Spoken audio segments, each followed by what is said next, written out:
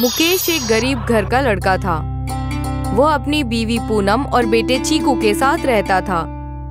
वो मिट्टी के बर्तन बनाया करता था। ये मिट्टी के बर्तन बनाने का क्या फायदा जब कोई खरीदता ही नहीं। चलो आकर खाना खा लो, काफी देर हो चुकी है इस मिट्टी से खेलते हुए। अरे अगर इस मिट्टी से नहीं खेलूंगा तो पेट कैसे भरूंगा?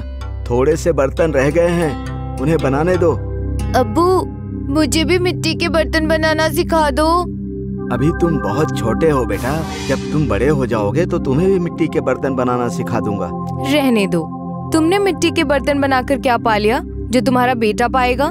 इसे तो मैं पढ़ा लिखा कर बड़ा आदमी बनाऊंगी। अरे मगर हमारी खानदानी मिराज यही है, इसे अपनी मिराज की जानकारी तो होनी चाहिए ना। क्या जरूरत है ऐसी परंपरा को याद रखने की जिससे कोई फायदा ही ना हो। आए दिन पूनम मुकेश को इस काम के लिए सुनाते रहती थी, लेकिन मुकेश ये काम छोड़ने के लिए तैयार ही नहीं था। एक दिन पूनम ने मुकेश से कहा, यहीं कुछ दूरी पर जाकर एक कॉलेज खुल रहा है, वहाँ पर कोई दुकान नहीं है। मेरा ख्याल है कि क्यों ना हम वहाँ पर एक चाय की दुकान खोल लें। इन मिट्टी के बर्तन बनाने से तुम्हें कोई फायदा तो होता नहीं है, बेकार में अपना वक्त जाया करते हो और घर का खर्चा चलाने के लिए पैसा चाहिए, मिट्टी नहीं।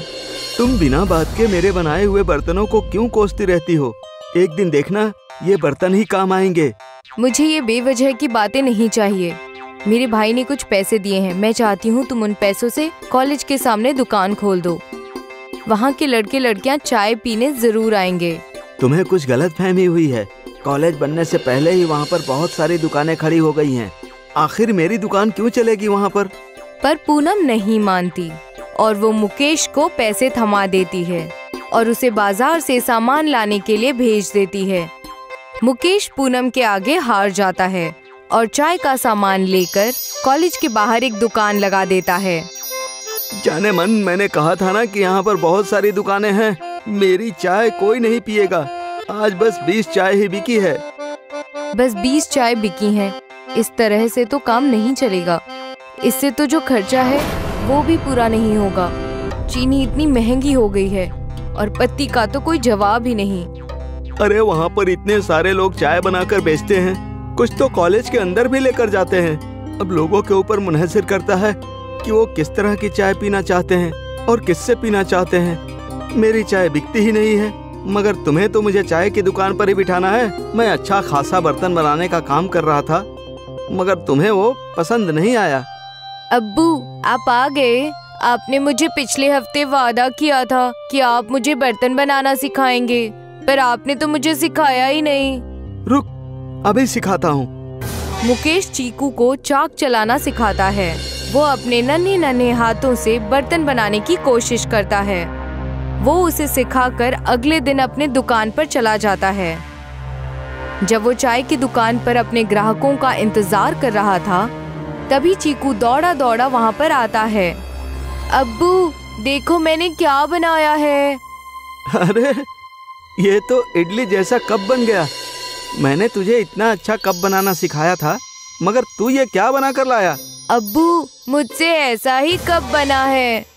कोई बात नहीं बेटा, अगली बार फिर कोशिश करना तो अच्छा कप बनेगा और एक दिन तुम अच्छे बर्तन बनाना सीख जाओगे। छोटी चीजों से ही शुरुआत करनी चाहिए बेटा। चीकू वो इडली के आकार वाला कप वहीं पर रख कर चला जाता है।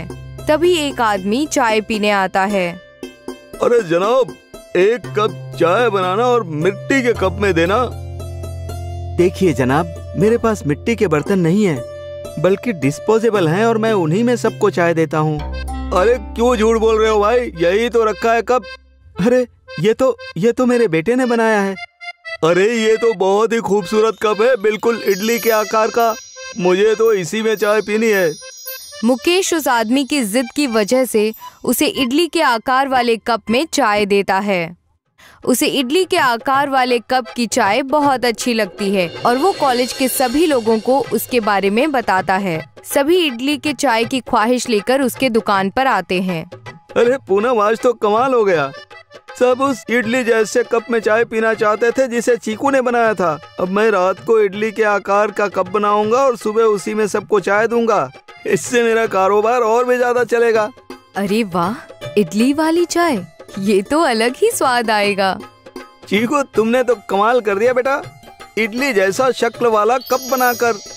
बेटा किसका है? मैंने कहा था ना, हमारा बेटा एक दिन बेहद मशहूर बनेगा। देखो, उसने तुम्हारे चाय की दुकान में कितनी मदद की है। सब उस कप को इडली समझकर उसमें चाय पीते हैं। एक अलग ही मजा आता है उसमें चाय पीने में। हमें भी तो पिलाओ इडली वाली चाय। पूनम जैसे ही वो इडली वाले कप की चाय पीती है तो उसका स्वाद उसे बेहद अलग लगता है और वो बेहद खुश होकर कहती है, तुम तो वैसे ही इतनी लाजवाब चाय बनाते हो और ऊपर से जब ये इडली के कप में चाय डलती है तो इसका स्वाद और लाजवाब हो जाता है। अरे जब ये इडली चाय है तो इसका जायका भी तो उम्दा होगा ना। इसमें इडली जैसी अलग ही महक आती है और इसमें चाय पीकर महसूस होता है कि आप इडली खा रहे हैं। बिल्कुल सही कहा आपने। वहाँ कॉलेज में ज्यादातर साउथ के लोग रहते हैं, इसलिए वो इडली वाली चाय को बेहद पसंद करते हैं। अब मुकेश इडली चाय वाले के नाम से मशहूर हो गया था। अब हर कोई उसकी इडली चाय पीना चाहता था क्योंकि उसकी इडली चाय में अलग ही स्वाद आता था। अरे भाई, तुम्हारी ये इडली चाय तो बहुत ही जायकेदार है, इसमें एक अलग ही मजा है। मेरे यहाँ पर एक रेस्टोरेंट है, क्या तुम उसमें चाय बनाना पसंद करोगे? मगर मैं फिक्र मत करो, जो भी फायदा होगा वो सब तुम्हारा होगा। बस तुम मेरे रेस्टोरेंट में चाय बनाने का काम करो। इस इडली चाय को मेरे रेस्टोरेंट में बनाकर बेचो। अरे नहीं जनाब, मैं ये इडली चाय लोगों को खुश करने के लिए बेचता हूँ, अपने फायदे के लिए नहीं। जब इस चाय को पीकर लोगों के चेहरे पर खुशी आती है तो वो मेरे लिए फायदे से लाख गुना अच्छी है।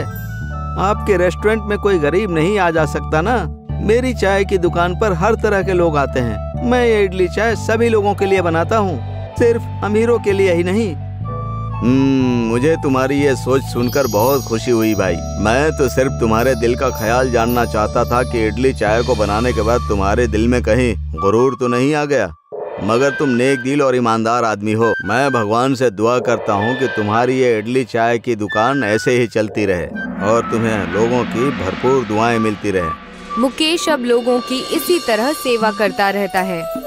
वो अपने छोटे से ही स्टॉल पर इडली चाय बनाकर बेचता है, जो कि लोगों को बेहद पसंद आती है और सब उसे इडली चाय वाले काका के नाम से मशहूर कर देते हैं। अब उसकी न्यूज़ YouTube और न्यूज़ चैनल में भी आने लगी थी। सब उसकी इडली चाय पीने के लिए दूर दूर से आते थे। अब वो मुकेश चाय वाला नहीं बल्कि इडली चाय वाला बन चुका था।